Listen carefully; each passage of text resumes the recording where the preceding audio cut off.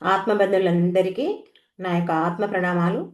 ఇంత గొప్ప ధ్యాన జ్ఞాన మార్గాన్ని మనకు అందించిన మహాత్ములైన బ్రహ్మర్షి పితామహ పత్రిజీ దంపతులకు, నాకు జ్ఞానాన్ని అందించిన బ్రహ్మర్షి తటవర్తి వీర రాఘవ గారి దంపతులకు ఆత్మ ప్రణామాలు తెలుపుకుంటూ ఈరోజు కార్యక్రమాన్ని మనం మొదలు పెట్టుకుందాం మాస్టర్స్. ఈరోజు మనం తెలుసుకునే విషయం ఏంటంటే ఒక ధ్యాన సూక్తి గురించి తెలుసుకుందాం. ఏంటి ధ్యాన సూక్తి అంటే నోట్ చేసుకోండి. గుడికి వెళ్ళే ముందు పండు అంటాం, వచ్చేటప్పుడు ప్రసాదం అంటాం. అలాగే ధ్యానం చెయ్యకముందు మానవుడు, ధ్యానం చేసిన తర్వాత మాధవుడు. ఓకే, ఒకసారి చెక్ చేసుకోండి. గుడికి వెళ్ళే ముందు పండు అంటాము, వచ్చేటప్పుడు ప్రసాదం అంటాం. అలాగే ధ్యానం చేయకముందు మానవుడు, ధ్యానం చేసిన తర్వాత మాధవుడు. దీని గురించి కొంచెం వివరంగా తెలుసుకుందాం. చూడండి, ఇది చూడటానికి మనకు ఏముంది దీంట్లో, ఈ చిన్న వాక్యమే కదా అనిపిస్తుంది. సులభంగా సాధారణంగా అంతే కదా. గుడికి వెళ్తే వెళ్ళకముందు పండు, వచ్చిన తర్వాత ప్రసాదం, ఇట్లా అనుకుంటాం. కానీ ఇందులో ఎంతో గొప్ప ఆధ్యాత్మిక రహస్యం దాగి ఉంది. ఇది మానవుని యొక్క జీవిత మార్గాన్ని, మనం చేసేటటువంటి ఆ సాధన యొక్క ఫలితాన్ని, ఆ భగవంతుని యొక్క కృప ఎలా మనల్ని మారుస్తుందో స్పష్టంగా మనకు చూపించే ఒక గొప్ప వాక్యం ఇది. అంత ఈజీగా తీసేసేది కాదు. మనం ఏదో ఒకసారి చదివి ఇలా వదిలిపెట్టడం కూడా కాదు. ఓకేనా? చూడండి, గుడికి వెళ్ళే ముందు పండు అంటున్నా. గుడికి వెళ్ళే ముందు మన చేతిలో ఓ పండు ఉంటుంది. గుడికి తీసుకెళ్తాం కదా, పండ్లు, కొబ్బరికాయ, ఏవో మనకి ఇష్టం ఉన్నటువంటి మనం తీసుకెళ్తాం. ఇక్కడ పండు అంటే ఏమిటి? పండు అంటే కేవలం ఒక అరటిపండో, యాపిల్ పండో, దానిమ్మ పండో, ఆరెంజో అది కాదు. ఏంటి అంటే అది మన అహంకారం, మన కోరికలు, మన భారాలు, మన బాధలు, మన యొక్క అపరాధ భావనలు, మన యొక్క ఆశలు అన్నిటికీ ప్రతీకగా ఆ పండు. ఇంతకు మానవుడు గుడికి ఎందుకు వెళ్తాడు అంటే, ఎందుకు వెళ్తాం గుడికి? మనకు ఉన్నటువంటి దుఃఖము పోగొట్టుకోవడానికి. అవునా? అంతే కదా. ఎవరైనా భక్తితో పోతారా? ఎక్కడ తిరిగి ఆ విగ్రహంలో ఉన్నటువంటి భగవంతుణ్ణి కోరికలు కోరడానికి, ఆ కోరికలు నెరవేర్చుకోవడానికి, మనకున్న భయాలను తగ్గించుకోవడానికి, మనకున్నటువంటి ఆ సమస్యల నుంచి బయటపడటానికి, మనకున్నటువంటి ఏమంటారు భయం, దుఃఖం, వీటన్నిటినీ తొలగించుకోవడానికి మనం ఆ భగవంతుని దగ్గరికి, ఆ గుడికి వెళ్తాం. అంటే ఆ గుడికి వెళ్ళే ముందు మన యొక్క మనసు ఎట్లుంటుంది అంటే ఎంతో బరువుతో, అశాంతితో ఉంటుంది. ఒకవేళ బరువు అశాంతి లేకున్నా వెళ్ళేది గుడికి కోరికలు కోరడానికే, మనకున్నటువంటి ఆ సమస్యలు చెప్పుకోవడానికే మనం వెళ్తాం. దానికి గుర్తుగానే ఈ పండు, కొబ్బరికాయ ఇవన్నీ. కానీ అక్కడ ఏంటి, స్వామి ఇది నేను తెచ్చినదని కాదు. ఏమంటాము?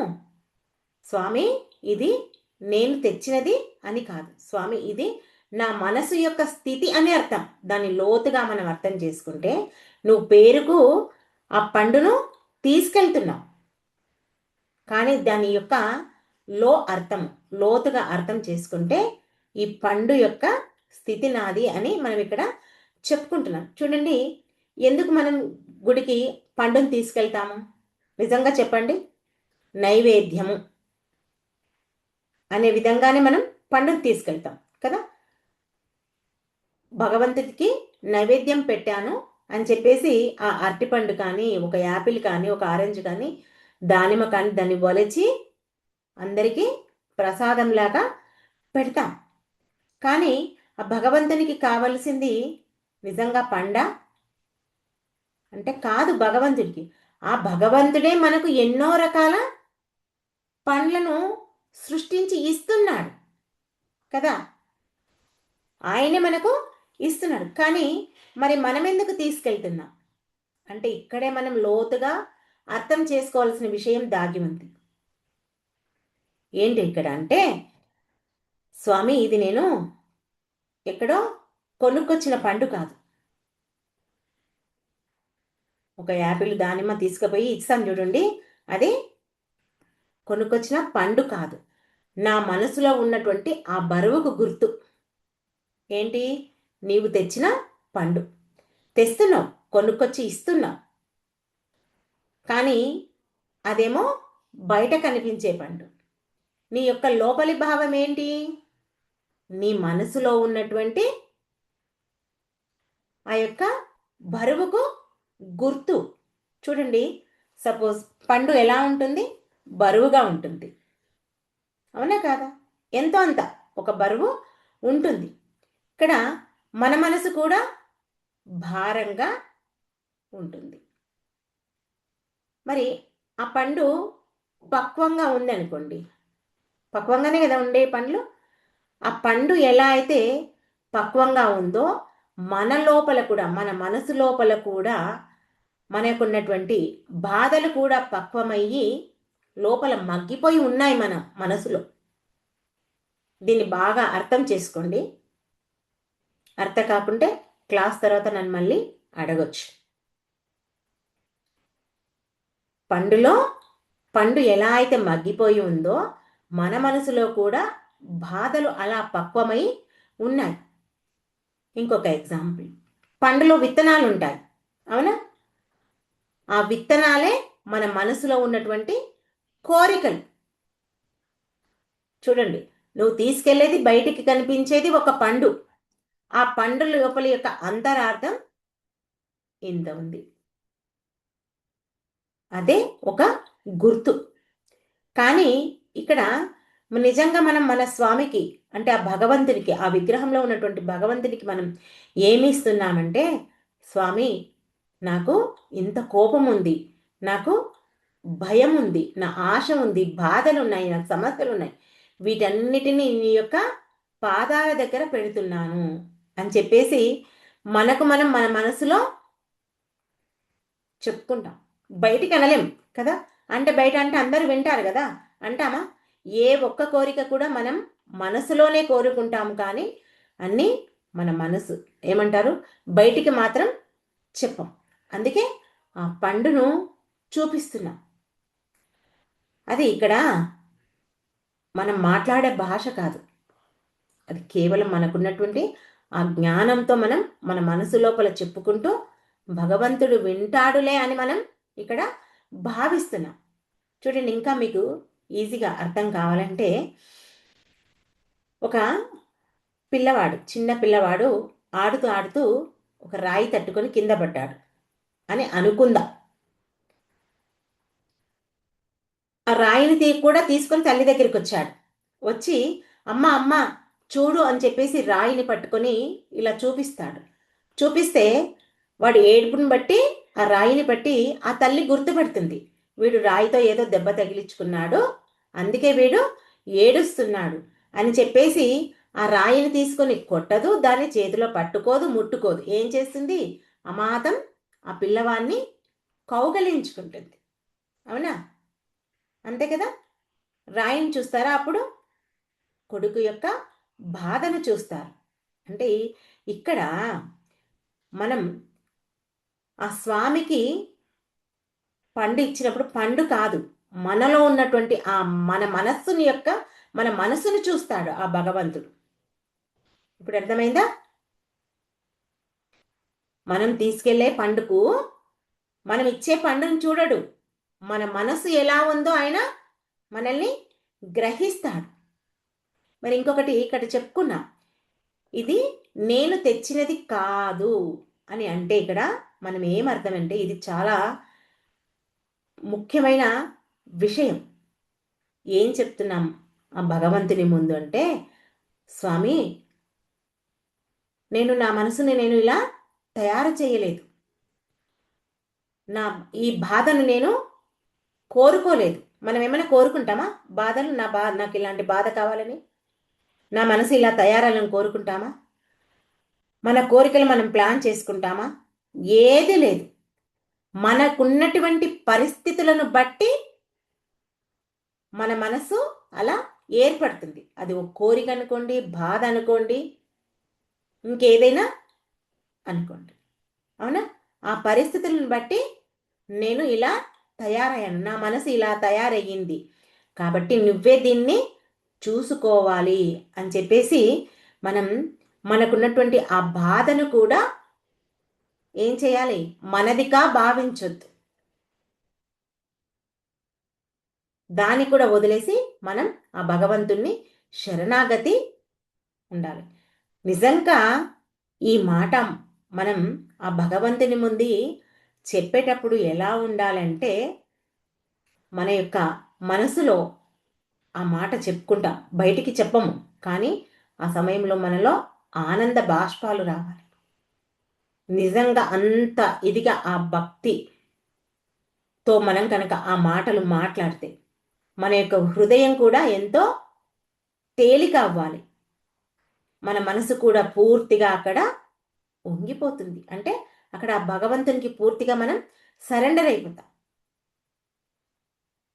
అంతటి భక్తిగా ఉండాలి. ఇక్కడ చూడండి, స్వామికి ఇచ్చే ఆ పండు ఏదైతే ఉందో నైవేద్యం కాదు, అది మన మాటల్లో చెప్పలేని మన యొక్క మనసు యొక్క స్థితికి అది గుర్తు.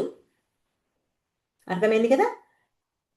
తీసుకెళ్ళేది ఒక పండు, కానీ దానిలో ఇంత అంతరార్థం ఉంది. మరి నెక్స్ట్ మనం గుడి అంటే ఏందో మనం తెలుసుకుందాం. చూడండి, గుడి అంటే రాళ్లతో కట్టినటువంటి ఒక భవనం కాదు. అంటే మనం చూసే గుళ్ళన్నీ రాళ్లతో కట్టిన, కానీ మనం మన యొక్క శరీరానికి, మన యొక్క దేహానికి మనం దీన్ని ఉపమానంగా తీసుకోవాలి. మన యొక్క అంతర్ముఖ ప్రయాణానికి ద్వారం గుడి అనేది. మరి ఈ చూడండి, మనం గుడికి వెళ్తాం కదా, ఆ దేవాలయానికి వెళ్తాం కదా. దేవాలయంలోకి వెళ్ళగానే ఏం చేస్తాం? మనం మొట్టమొదట గంట కొడతాం. అవునా? ఆ గంట ఎందుకు కొడతాము అంటే, మనం బయట ఉన్నంతసేపు గందరగోళంతో, ఎన్నో రకాల ఆలోచనలతో మన మనసు ఉంటుంది. మరి ఎన్నో రకాలటువంటి శబ్దాలకు కూడా మన మనసు లోనై ఉంటుంది. గుడి లోపలికి వెళ్ళిన వెంటనే ఆ గుడి గంటను మనం కొడతాం. కొట్టినప్పుడు ఆ బయటి శబ్దాలన్నీ, అంటే మన మనసులో ఉన్నటువంటి ఆ బయటి శబ్దాలన్నీ ఆగిపోవాలి. మన లోపల ఉన్నటువంటి ఆందోళనలన్నీ తగ్గాలి. దానికోసం నేను ఇప్పుడు గుడికి వచ్చాను, ప్రశాంతంగా ఉండాలి, నేను ఆ భగవంతునికి దగ్గర అవ్వాలి అని నిదర్శనంగా మనం గుడిలో గంట కొడతాం. మరి ఆ గుడిలో ఉన్నటువంటి దీపం ఎందుకు అంటే, మనలో ఉన్నటువంటి మన లోపల ఉన్నటువంటి ఆ చీకటి తొలగిపోవాలని ఆ దీపం గుర్తు. మరి అక్కడ విగ్రహం ఎందుకు ఉంటుంది? నువ్వెందుకు వెళ్ళావు? అక్కడ ఒక విగ్రహం ఉంది. ఆ విగ్రహంలో ఉన్నటువంటి ఆ భగవంతుడు నాకు ఉన్నటువంటి బాధలు, కష్టాలు, కోరికలు తొలగిస్తాడు, నా ఆందోళన తొలగిస్తాడని కదా నువ్వు దానికోసమే కదా పోయేది. అందుకే మన మనస్సుకు ఒక ఆధారం ఇవ్వటానికి అక్కడ ఆ విగ్రహం ఉంది. ఓకేనా? మరి మనం పండు తీసుకెళ్తున్నాం, వచ్చేటప్పుడు అది ప్రసాదంగా మారుతుంది. ఇది అసలైన మార్పు, అంతే కదా?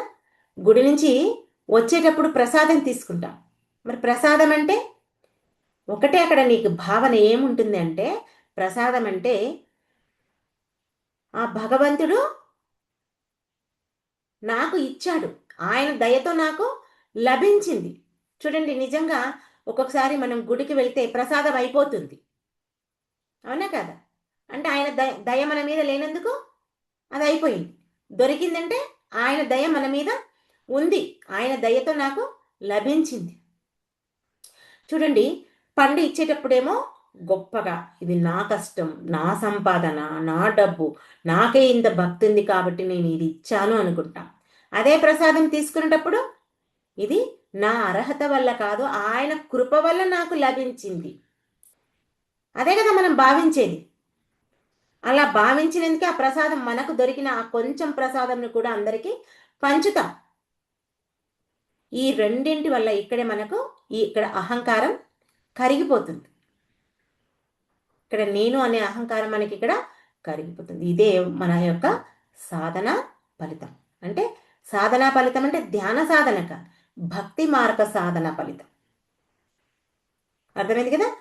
మరి ఇదే భావనను మనం ధ్యానానికి వర్తించుకుంటే, మనం చెప్పుకున్నాం కదా, ఇప్పుడు గుడికి వెళ్తే పండు తీసుకెళ్తే ఆ పండు ప్రసాదం. మరి అదే విధంగా ధ్యానం చెయ్యకముందు మానవుడు, ధ్యానం చేసిన తర్వాత మాధవుడు అని చెప్పుకున్నాం. దాని గురించి మనం తెలుసుకుందాం. ధ్యానం చేయకముందు మానవుడు ఎలా ఉంటాడు అంటే, మనసు ఎంతో పరుగులు తీస్తుంది, కోరికలతో, భయముతో, ఆందోళనతో, గతము గురించి, భవిష్యత్తు గురించి రకరకాలుగా ఆలోచిస్తూ, కింద మీద పడుకుంటూ, అసలు ఏంటి ఈ జీవితం, నేను ఎందుకు పుట్టాను, నాకెందుకు ఈ కష్టాలు, ఎన్నో రకరకాలైనటువంటి ఆ ప్రశ్నలతో, బాధలతో, కష్టాలతో, సమస్యలతో ఎన్నో విధాలుగా ఈ మనసు భారంగా ఉంటుంది. చూడ్డానికి మానవుడు కనిపిస్తున్నాడు, కానీ ఆ మనసు ఎంతో బాధతో కూడుకొని ఉంది. బుద్ధి కూడా ఏమీ సరిగ్గా పని చేయటం లేదు, ఎన్నో రకాల సమస్యలతో ఉంటున్నాడు. మరి అదే ధ్యానం చేస్తే, అంటే ధ్యానం అంటే కేవలం కళ్ళు మూసుకొని కూర్చోవడం కాదు. ధ్యానం అంటే మన మనస్సును చూసే స్థితి. ఇక్కడ చూడండి, నిజంగా మన మనసు సరిగ్గా లేకనే కదా మన జీవితం ఇలా ఉంది. ఎప్పుడైతే ధ్యానం చేస్తున్నామో మన మనసు గురించి మనకు పూర్తిగా అర్థమయ్యింది, అవునా? ఇన్ని రోజు మనం మనం మనం మన మనస్సుకు బానిసలం. ఇప్పుడు మనం మన మనస్సుకు బానిసలుగా కాదు, మనకు ఆ మనసే బానిసగా చేసుకోవాలని ఒక సంకల్పానికి మనం వచ్చాం. ఈ మనసు ఎంత పరిగెత్తుతున్నా, ఏం చేస్తున్నా, మనం నేను ఆ పరుగులో లేను అని ఎప్పుడైతే అనుకుంటామో అప్పుడే మనం ఇక్కడ ధ్యానం మొదలవుతుంది కదా. మరి అలాగే రోజు దినదినంగా ఆ ధ్యానాన్ని మనం ఎప్పుడైతే చేస్తామో అప్పుడేమవుతుంది, ఆ మానవుడుగా ఉన్నటువంటి మనిషి మాధవుడు అవుతాడు. ఇక్కడ మాధవుడు అంటే మాయను దాటినవాడు, అంతే కదా. మనం ఇన్ని రోజులు మాయలో ఉన్నాం, మాయలో ఉన్నంతసేపు మానవునిగా ప్రవర్తించాం. ఇప్పుడు మనం ఆ మాయను దాటాం కాబట్టి నేను మాధవుడిని అని చెప్పుకుంటున్నాం. కాలేదు, కానీ ఆ మాధవుడు కావడానికి ప్రయత్నం చేస్తున్నా. నిజంగా నువ్వు మాధవుడిగా మారిపోతావా అనే ప్రశ్న నీకు వస్తే, దానికోసం నీవు కృషి చేస్తే తప్పకుండా ఆ భగవంతుని యొక్క చైతన్యంతో అనుభవించేవాడివి అవుతావు, నీవే భగవంతుడు అవుతావు. ఇదే అండి ఈ సూక్తి యొక్క సారం. కాబట్టి ఇక్కడ మనం రోజు ధ్యానం చేస్తుంటే, ధ్యానం చేయకముందున్నటువంటి ఆ గుణాలన్నీ మారిపోతాయి. మనలో ఉన్నటువంటి ఆ అరిషటి వర్గాలు అనుకోండి,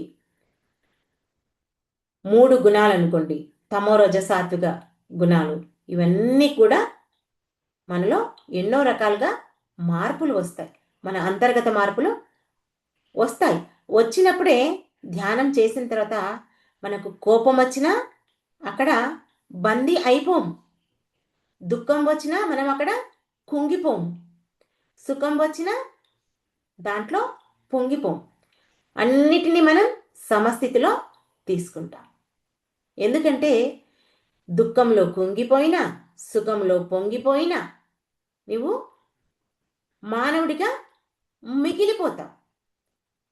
ఈ రెండింటిలో కాకుండా దుఃఖం వచ్చినా సుఖం వచ్చినా రెండింటినీ సమానంగా ఎప్పుడైతే నీవు తీసుకోగలుగుతావో అప్పుడే నీవు మాధవుని స్థితికి చేరుకోవడానికి అవకాశం ఉంటుంది. ఎందుకంటే ధ్యానం చేసినప్పుడు మనలో మార్పు అనేది తప్పకుండా రావాలి. రాకుంటే మనం ధ్యానం చేసి ఇక్కడ లాభం లేదు. అంతే కదా, మనం ఏదైనా ఒకటి చేస్తున్నామంటే మనలో ఆ మార్పు ఖచ్చితంగా రావాలి. అది ఈ శ్వాస మీద ధ్యాస ధ్యానం చేస్తున్నప్పుడే మనకు సాధ్యం కావడానికి అవకాశం ఉంది. అంతే కదా. ఒక్కసారి మనం గుడికి వెళ్ళినప్పుడు, గుడికి ఈ ధ్యానానికి రెండింటి మధ్య మనం చూసుకుంటే, గుడికి వెళ్ళినప్పుడు ఏం చేస్తున్నాం మనం? ఆ విగ్రహం దగ్గరికి, ఆ విగ్రహాలయం దగ్గరికి వెళ్ళినప్పుడు పండు ఇస్తున్నాము, ప్రసాదం తెచ్చుకుంటున్నాం. అంతే కదా. ఇక్కడ ధ్యానంలో ఏం చేస్తున్నాం? మన మనసును అర్పిస్తున్నాం, అక్కడ శాంతిని పొందుతున్నాం. అవునా కదా. చూడండి, ఈ గుడి బయట ఉన్నంతసేపు, ఉంది అనుకున్నంతసేపు మనం ఆ ప్రపంచం, బాహ్య ప్రపంచం గురించే ఆలోచిస్తాం. ఆ ధ్యానం మన లోపలే ఉంది, ఆ గుడి మన లోపలే ఉంది. ఈ శరీరమే మన దేహాలయమే దేవాలయం అని ఎప్పుడైతే అనుకుంటామో అప్పుడు ఇంకా మన యొక్క జీవించే విధానం వేరే ఉంటుంది. ఈ రెండింటికే గమ్యం ఒక్కటే. ఏంటిది? అహంకారం వదిలిపోతుంది. నేను అని అనుకున్నంతసేపు నువ్వు అక్కడ అహంకారంతో ఉంటావు. నేనేమి కాదు, అంతా ఆ భగవంతుడే అని ఎప్పుడైతే నీవు అనుకుంటావో ఇక్కడ అహంకారం ఉండదు. చూడండి, ఇప్పుడు మనం తెలుసుకున్నాం ఈ సూక్తి ఏంటి? గుడికి వెళ్ళినప్పుడు పండును తీసుకెళ్తే ప్రసాదము, తీసుకొచ్చేటప్పుడు ప్రసాదం, వెళ్ళేటప్పుడు పండు. ధ్యానం చేసినప్పుడు, చేయకముందు మానవుడు, చేసిన తర్వాత మాధవుడు. ఇది కేవలం ఒక సాధువులకు మాత్రమే, సన్యాసులకు మాత్రమే, యోగులకు మాత్రమే కాదు. ఈ ప్రపంచంలో ఉన్నటువంటి ప్రతి ఒక్క మానవుడికి, పామరుడికి సైతం, ఒక రైతుకు అనుకోండి, ఒక వ్యాపారికి అనుకోండి, ఒక పిల్లవాడికి అనుకోండి, మామూలు గృహిణికి అనుకోండి, ప్రతి ఒక్కరికి, ప్రపంచంలో ఉన్న ప్రతి ఒక్కరికి, అందరికీ ఈ సూక్తి వర్తిస్తుంది. అందుకే నీ పని నీవు చెయ్యి, నీ బాధ్యత నువ్వు వహించు, కానీ లోపల మాత్రం గుర్తుంచుకో. ఏమని? నేను చేస్తున్నాను అని కాదు, ఆ భగవంతుడు నాచే చేయిస్తున్నాడు, నాలో నుంచి జరుగుతుంది అని ఎప్పుడైతే నీవు అనుకుంటావో అప్పుడే ఆ మానవుడుగా ఉన్న వాడు మాధవుడు అవుతాడు. ఈ గుడికి వెళ్ళడం అనేది ఒక ఆచారం అనుకోండి, లేదా ఒక రోజు ఏదో మనకు కష్టం వచ్చినప్పుడు వెళ్ళే వ్యవహారం. ఈ ధ్యానం అనేది మన యొక్క జీవితాన్నే మారుస్తుంది, మన యొక్క జీవించే విధానాన్నే మారుస్తుంది. ఇంత గొప్పది ఈ ధ్యానం అనేది. నిజంగా మనం గమనిస్తే గుడికి వెళ్ళాలంటే ఏం చేస్తాం? ఎంతో సమయాన్ని వెచ్చించిపోతాం. అదే ధ్యానం చేస్తే మన ఇంట్లో అదే సమయాన్ని వెచ్చిస్తే మన ఆత్మకు దగ్గరవుతాం, భగవంతునికి దగ్గరవుతాం. ఎక్కడ వెళ్ళినా నీవు ఇక్కడ గుర్తించాల్సింది ఏంటి అంటే, నీవేదైతే చేస్తున్నావో దానికి ఫలితాన్ని వచ్చే విధంగా నీవు చెయ్యి. పండు ప్రసాదంగా మారుతుంది. మానవుడు మాధవుడుగా మారాలి. ఆ పండు ప్రసాదంగా ఎలా మారిందో ఈ మానవుడు మాధవుడిగా మారాలి.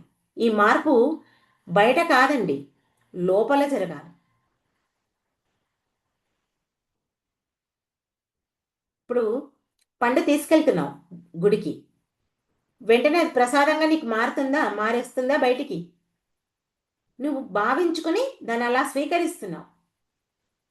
కానీ ఈ మానవుడు మాధవుడు కావడానికి ఎంతో కష్టపడాలి. అంత ఈజీ కాదు, చెప్పినంత ఈజీగా కాదు. మాధవుడు అంటే ఎన్ని గుణాలు మార్చుకోవాలి. ఈర్ష్య, ద్వేషం, అసూయ,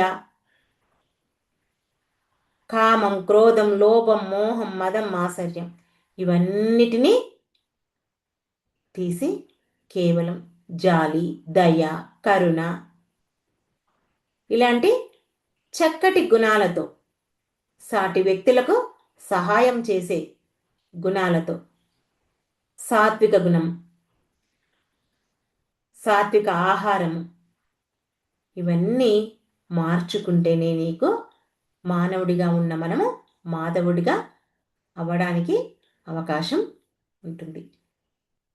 ఇది మనం చేయాల్సింది. ఇక్కడ మన యొక్క ఆ దైవత్వం నిశ్శబ్దంగా వెలుగుతుంది. రోజు చెయ్యగా ఈ సాధన మనం చేయగా నిశ్శబ్దంగా వెలుగుతుంది. ఒక్కసారి ఆ గుడిలోకి వెళ్ళి ఆ పండు ప్రసాదంగా మారినట్లు అది అంత తొందరగా రాదు. నువ్వు ఎంతో సాధన చేస్తేనే మానవుడు మాధవుడు అవుతాడు. అర్థమైంది కదా? గుడికి వెళ్ళే ముందు పండు అంటాం, వచ్చేటప్పుడు ప్రసాదం అంటాం.